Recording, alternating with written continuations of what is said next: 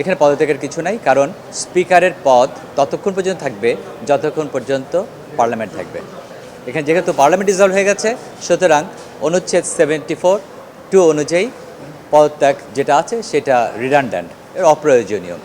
তবে প্রশ্ন হতে পারে যে সেক্ষেত্রে আরও সাংবিধানিক যে বিষয়গুলো আছে সেভাবে কীভাবে অনুষ্ঠিত হবে। সেখানে আমি আপনাদেরকে মনে করিয়ে দেব, যখন এরশাদ সাহেবের যখন পার্লামেন্ট ডিসলভ হয়ে যায় এরশাদ সাহেবের সময়, তখন যখন বিএনপি 1990-তে ক্ষমতায় আসে, তখন যদি মনে করতে পারেন দেখবেন যে শামসুল হুদা সাহেব স্পিকার হিসেবে কাজ করেছিলেন এবং শামসুল হুদা বিগত পার্লামেন্টের স্পিকার ছিলেন, সেই একটাতেই তিনি প্রিসাইড করেছিলেন।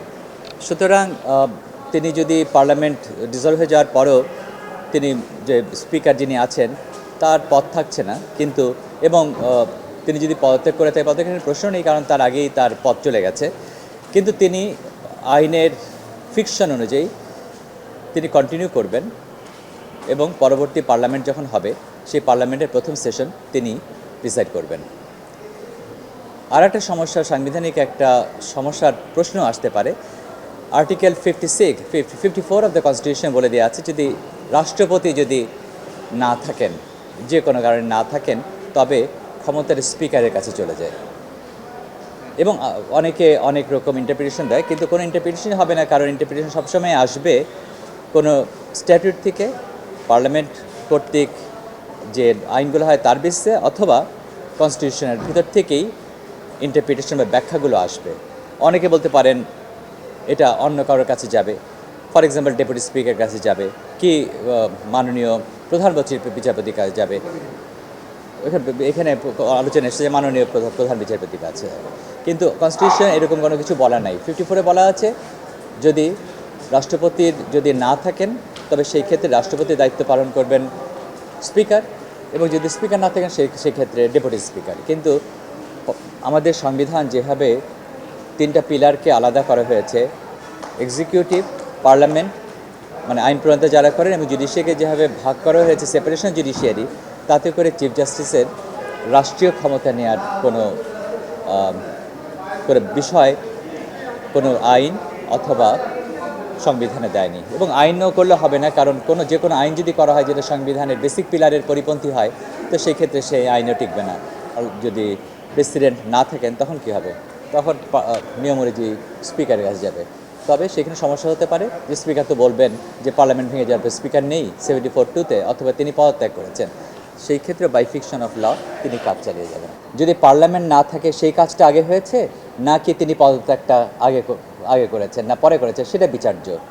তো তিনি যদি পার্লামেন্ট মেম্বার না থাকে, যেখানে কনস্টিটিউশন বলে দিচ্ছে তার স্পিকার পদ থাকবে না, তো সেখানে তড়িঘড়ি করে আবার তাকে বাতিল করার প্রয়োজনীয়তা কি?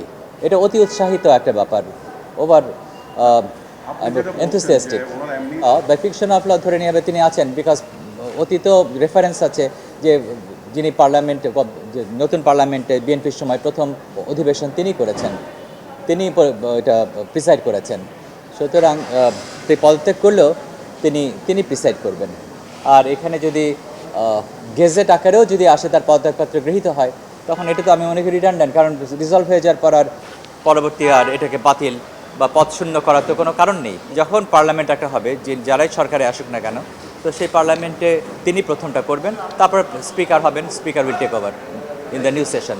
স্পিকারের কিছু ইমিউনিটি আছে বটে, কিন্তু ক্রিমিনাল ইমিউনিটি কিন্তু কাউকে দেওয়া হয় না। যেমন ধরুন যারা ডিপ্লোম্যাট থাকে, আইন করে তাদেরকে কিছু প্রোটেকশন দেওয়া হয়, ইমিউনিটি দেওয়া হয়, কিন্তু এক্সেপশন হচ্ছে কোনো ক্রিমিনাল ইমিউনিটি দেওয়া হয় না। কেউ কাউকে মেরে ফেললো, তো সেই লায়াবিলিটি থেকে তিনি রক্ষা পাবেন না। প্রেসিডেন্ট অনেক ইমিউনিটি দেওয়া আছে কনস্টিটিউশনে, কিন্তু প্রেসিডেন্ট সাহেব যদি এমন করে কাজ করেন যেটা এমন ক্রিমিনাল অ্যাক্টিভিটি, তার কিন্তু ইমিউনিটি নেই। সুতরাং তাকে আইনের যে দাঁড়ে যেতে হবে, আইনের যে পদক্ষেপ আছে সেগুলোকে তাকে এক্সস্ট করতে হবে, এবং তাকে নিজেকে নিরাপরাধ ঘোষণা করতে হবে। অনেকে বলে যে আপনি এতদিন 15 বছর কোথায় ছিলেন? ডক্টর ইউনূসের সময় আমি কিন্তু বলেছিলাম তোমাদের এখানে যে he should not be subjected to harassment, এবং যে কোনো কেউ, শুধু ডক্টর ইউনূস না, প্রত্যেকটা ব্যক্তির সাংবিধানিকতার কাছে কেউ হ্যারাস হবে না। তো সেক্ষেত্রে আমি নতুন করে বলছি, 15 বছর ধরেই বলেছি আমি, অনেকে বলে আপনি 15 দিন কি ঘুমিয়েছিলেন? ঘুমিয়েছিলাম না, কিন্তু সেগুলো লোকচক্ষুর সম্মুখে হয়তো আসেনি। প্রশ্ন হচ্ছে যে তিনি স্পিকার বা যেই হোক না কেন, তিনি যদি প্রকৃত অপরাধের সাথে যদি তিনি জড়িত না থাকেন, তবে কোনো মিথ্যা মামলা অভিপ্রেত না। যে কোনো ব্যক্তি যে আইনের সাথে সম্পর্কিত, যিনি স্বাভাবিক বিবেক নিয়ে তিনি চিন্তা করেন, তার কাছে মনে হবে যে ভাই মিথ্যা মামলার সবাই মিথ্যাই ডেকে আনে, মিথ্যা মামলা তো আর সত্যকে প্রতিষ্ঠা করবে না। অতীতে 15 বছর অনেক জঘন্য কাজ হয়েছে, তার মানে কি এই যে আমরা সেই জঘন্য কাজগুলোকে রেফারেন্স হিসেবে ব্যবহার করব? আমরা তো নতুনভাবে শুরু করতে চাই, দেখতে চাই যে নতুনভাবে আইনের প্রয়োগ সঠিক হবে। বাংলাদেশের কোনো মানুষ আজকের থেকে কেউ যেন হারাসমেন্টের শিকার না হবে, সেটা তো আমরা দেখতে চাই। যদি হয় তবে আমরা খুশি হব, আর যদি না হয় অতীতেরটাই যদি 15 বছর ধরে 16 বছর ধরে নির্যাতনের শিকার হয়েছে বলে আজকে নতুন করে অন্য মানুষ নির্যাতনের শিকার হবে, এটা অভিপ্রেত না।